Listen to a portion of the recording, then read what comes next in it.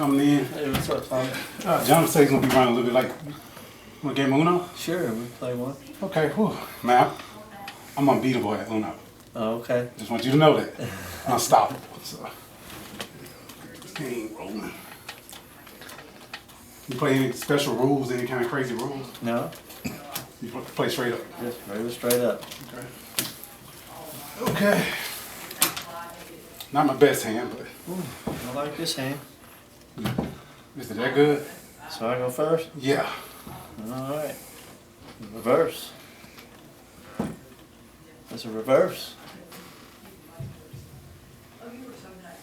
Okay. Reverse. Okay. What? Reverse. Wow. Reverse. Draw 5. Uno. What? Uno out. What? I didn't get a. Oh. It's alright, Thomas. Coach Chiozza just does not lose in the game of Uno or a basketball game. Okay.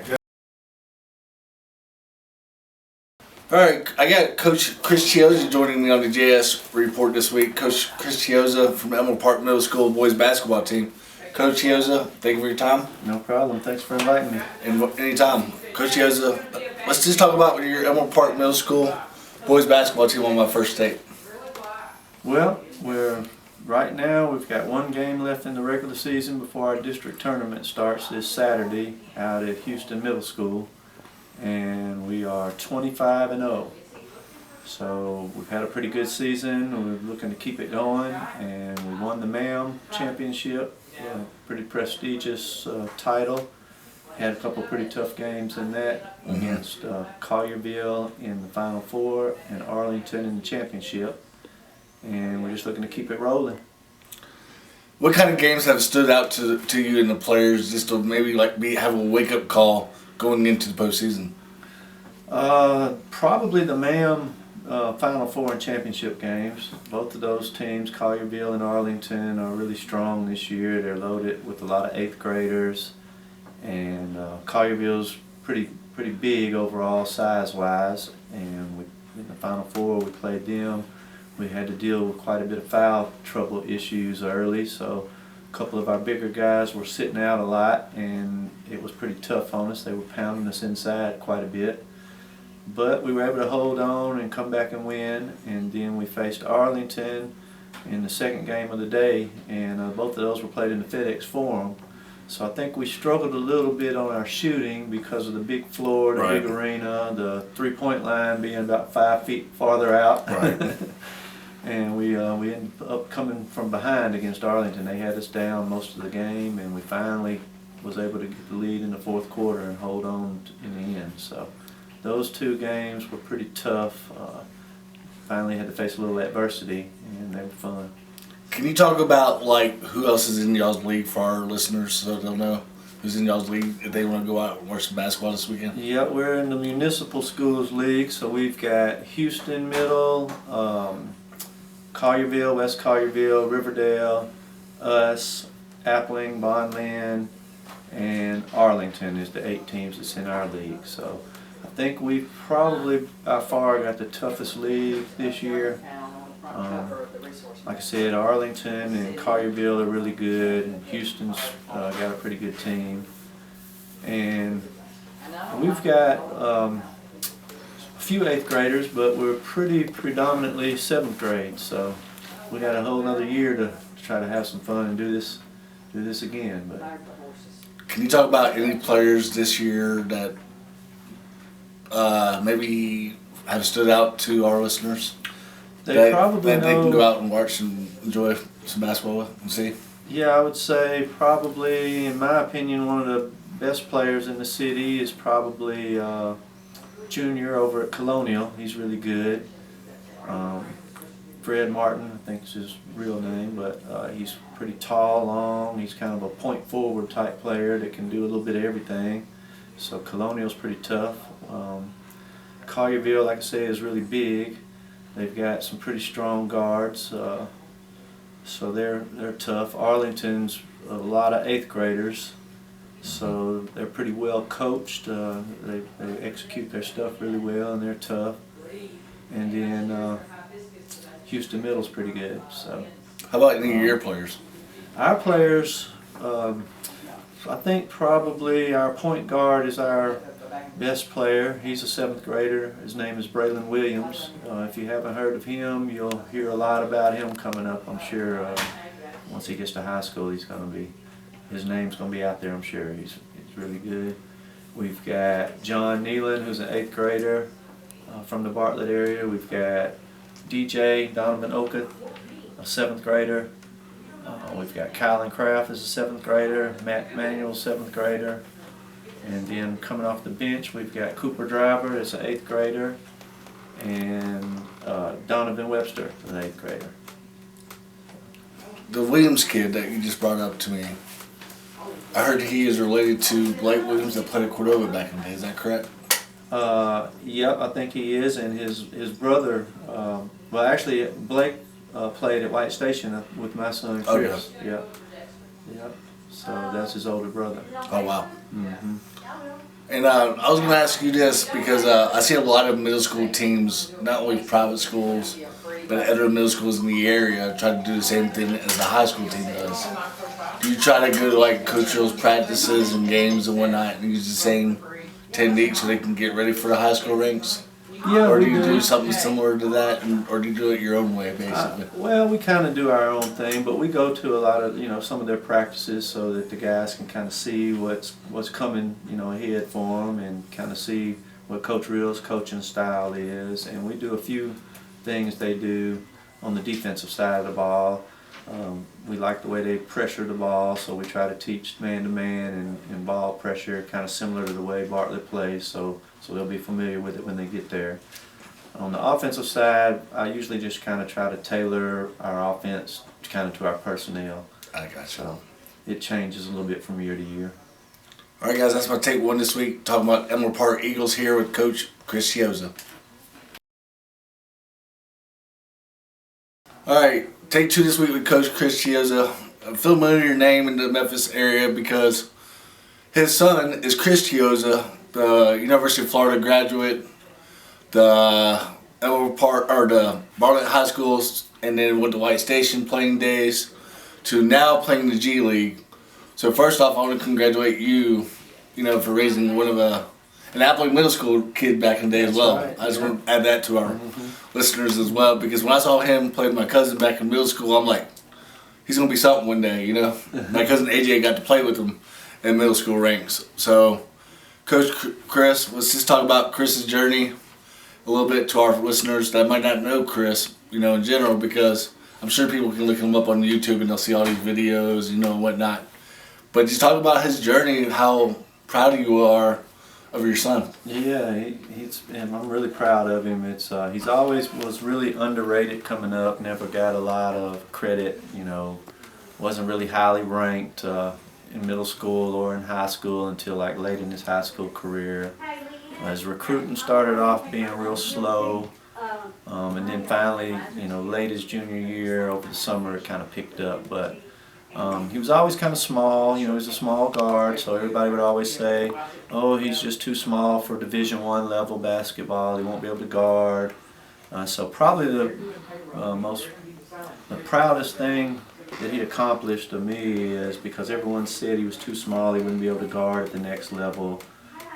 He actually made the SEC all-defensive team in college. And so I thought that was a pretty huge accomplishment for a kid that they always said was too small and wouldn't be able to play defense at the next level and stuff. So, but he started out at Bartlett High School. He loved it there. They had a really good team. They had a kid that ended up playing at the University of Arkansas named Anthon Bell. That was a tremendous player that was drawing a lot of interest, and so they had a lot of scouts coming to watch him. Mm-hmm. And so they noticed Chris really when he was young, just even though he was small, his court vision was exceptional and his ball handling was exceptional, and he was always just really good at setting up his teammates. So I think he just kind of bought into that creating shots for everybody else role early because he got to play when he was really young, and he had those older guys on his team. and it really worked for him. So he just kind of stuck with it all the way through college. He actually ended up being Florida's all-time assist leader. Before he graduated, he ended up with 571 career assists. So Wow. it was really a huge accomplishment there too, to be at a school like Florida with all of the great players that's come through there and be in their record books, holding the record like that. So it was pretty incredible. Then Coach Patino at White Station coached him as well. Yeah. And those were some days. Those were some good days as well for them as well. Yeah, he did really well at White Station. They had a lot of Division I players that ended up being Division I players on that roster. And when he transferred to White Station, and they had that national schedule that they played at the time, and Bartlett kind of didn't have that at that particular time.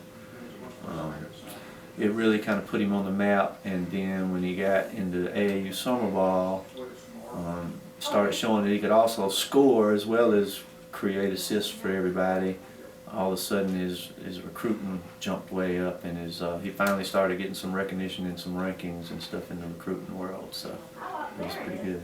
So where's he at officially now for our listeners? Well, last year he actually won a ring with the Golden State Warriors, so that was quite.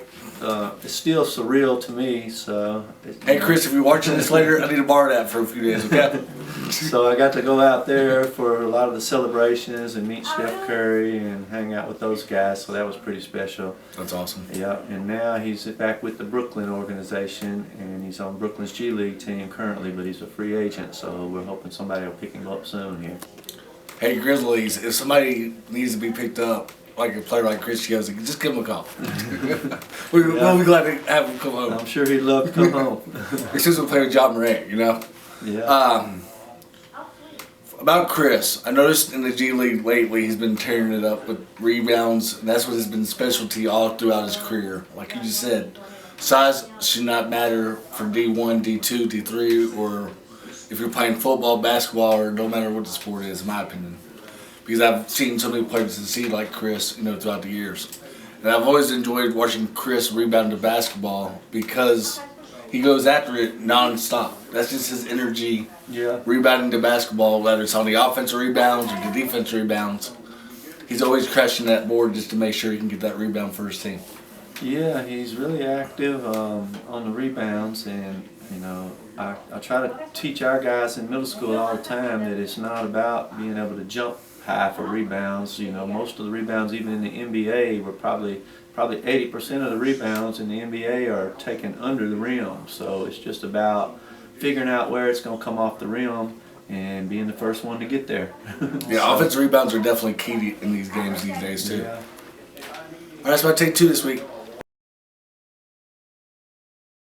All right, my take three this week will be joining me now is Mr. Terry from Bartlett Express.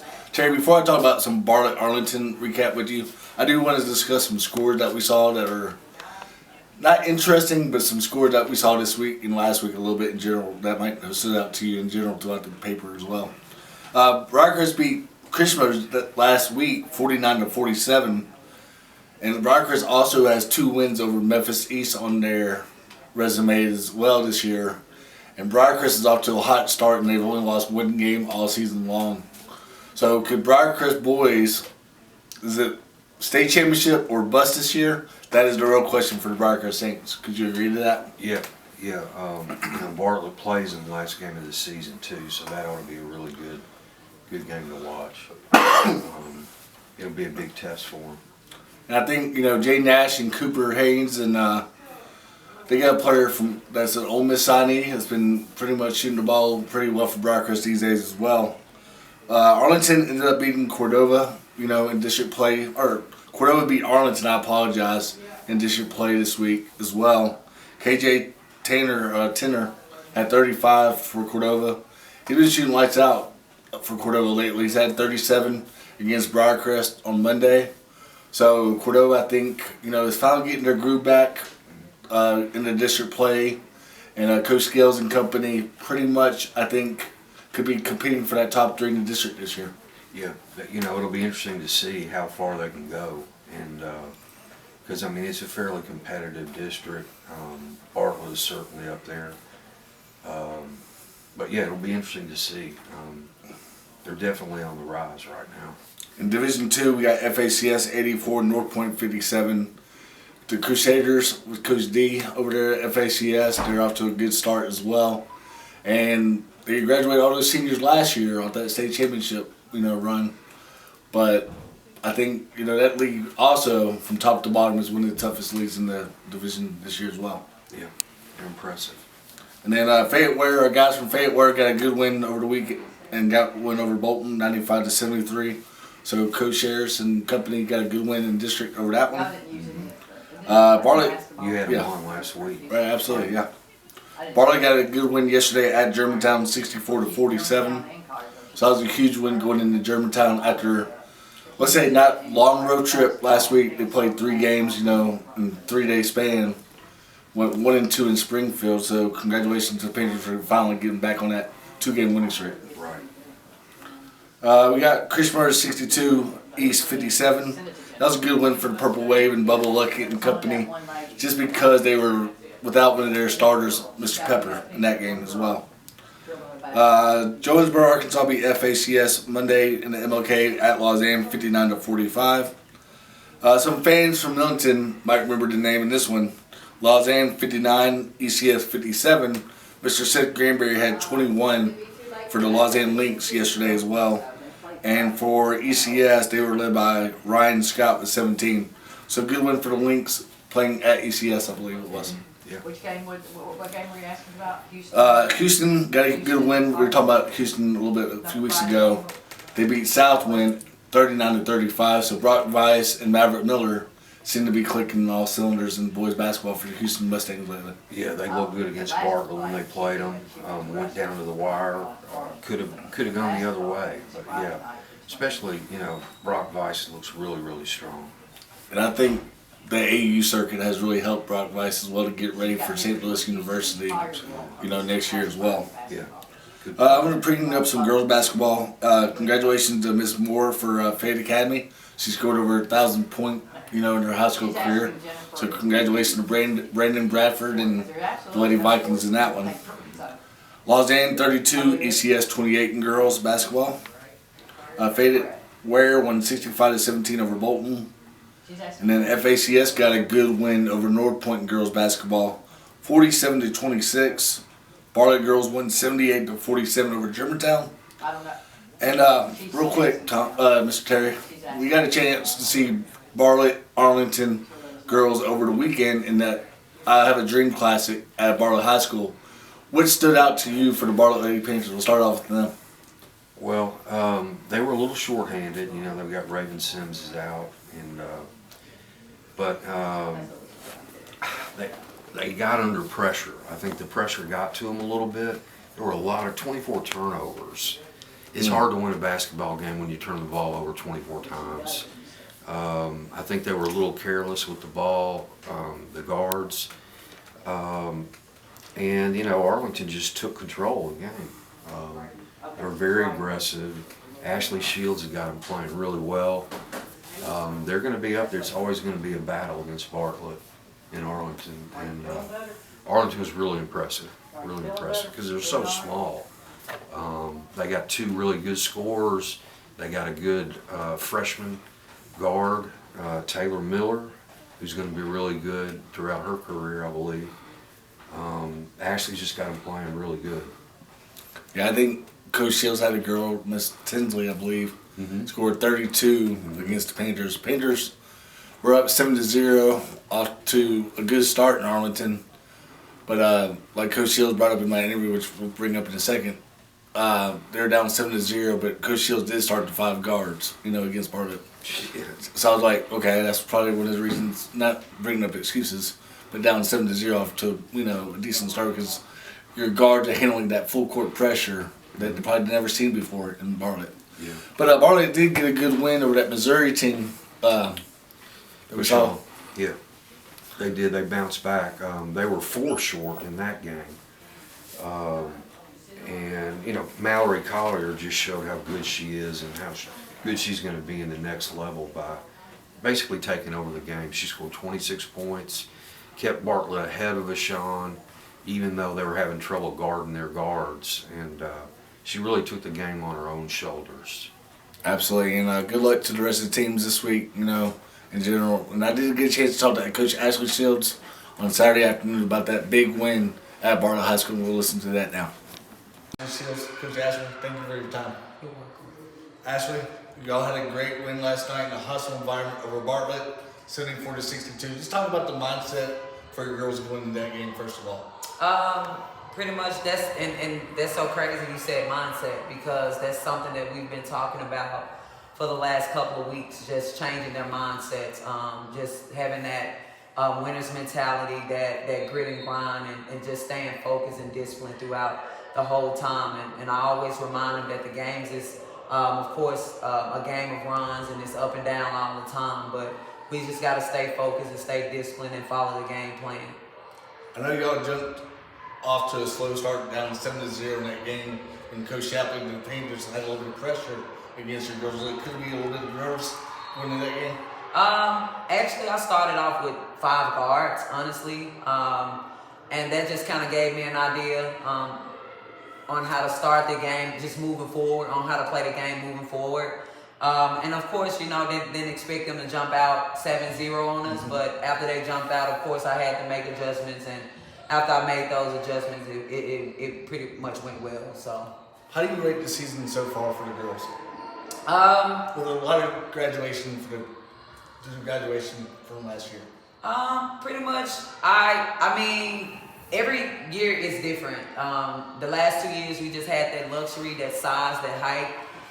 And this year, it's a little bit different. We're a little smaller, and we just gotta, you know, just kind of maximize on our strengths, and that's just being tough, and that's being quick, and that's, you know, going with speed, and we just gotta have that mental toughness going out every game. So, what is the road ahead look like for the Lady Tigers? I just feel like if we, you know, just take one game at a time, and we follow the game plan, and we prep, and we stay disciplined, and play our game, every night, I feel like we got a big chance to go back to the state tournament. Absolutely, and good luck the rest of the way, Coach Shields, and congratulations on your jersey retirement again. Thank you. I appreciate Thank it. you. Thank you. All right, my take forward is back with Coach Chris Chiozza. I'm going to put him on the spot with a bonus question here, Coach Chris. Who is your Mount Rushmore of high school boys basketball coaches, past or present, of high school basketball? High school boys, Mount Rushmore, that's a tough one. You've been around the game so many years, you should know. I'd probably say we put Bubba Luckett on there from Christian Brothers High School. He does a great job with them. Ridgeway's always had tough teams back in the day, so Coach Henning from Ridgeway. And I'd have to put my old coach. I actually played for him when he was at Tresvant before he won all the state championships. He's like the Golden State Warriors of high school basketball, Coach Terry Tippett from White Station. Let me just say to Coach Tippett right now. Coach Tippett, back in 2003, Bartlett High School played y'all in the sub-state basketball game, okay?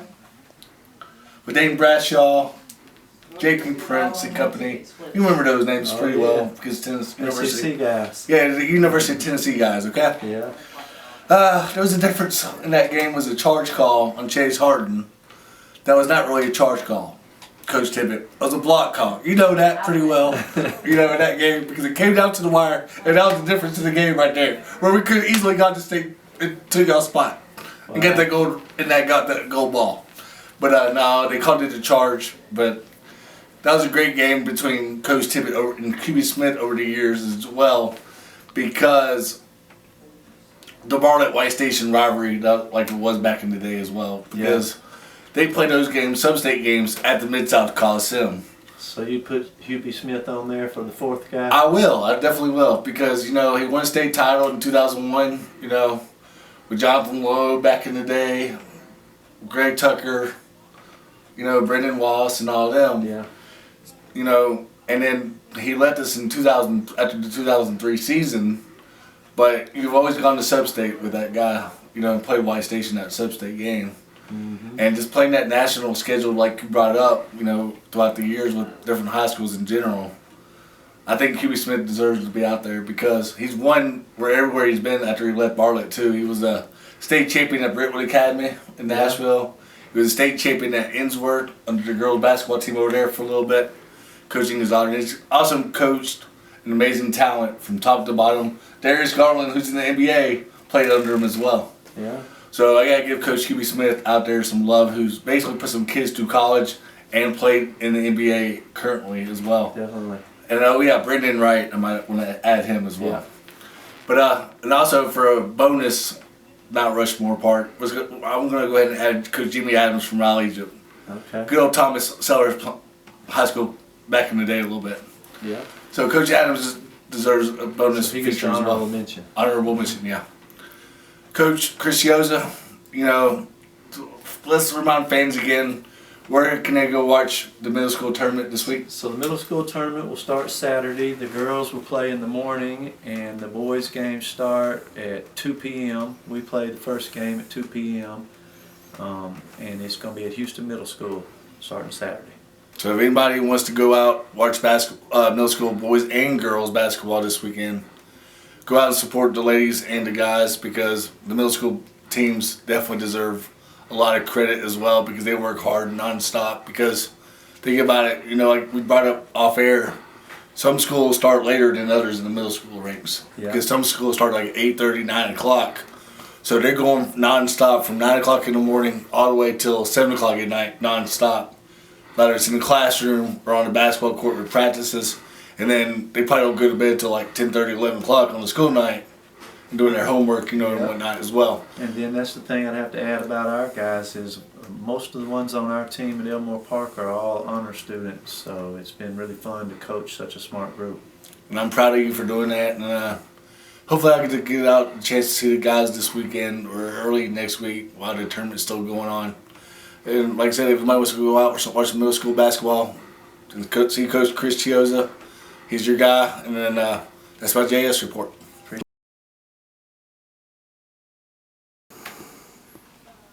All right, well, I appreciate you guys having me on the show. Whoa, Coach, where you think you're going? You're not going anywhere yet. You've been beating me the whole time since you've been here. You beat me in horseshoes out back. You beat me in spades. I'm from Memphis. Spades. I'm supposed to beat you in spades. You're going down before you leave here. Gotta figure out something. Paper, rock, scissors. All right. I can beat you in paper, rock, scissors. Let's go. Okay, ready. Paper, rock, scissors, go. Got you again. I got this winning thing down. Oh, I guess he got this winning thing covered. I guess I'll just stick to my day job. Just covering stuff.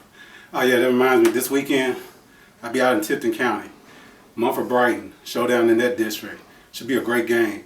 And then, oh yeah, they're making up a game Saturday up in Mumford with Millington. So Mumford's gonna be pretty busy. They had Covington last night. So they have a huge rivalry week. And I guess I get to hang out with them all this week. So hopefully I get my winning spirit back. But Coach Chiozza, 25-0 with his team. Man, go out there and check them out this weekend. And you see that team maybe go all the way with an undefeated record. But this loser is about to head off and just mope a little bit.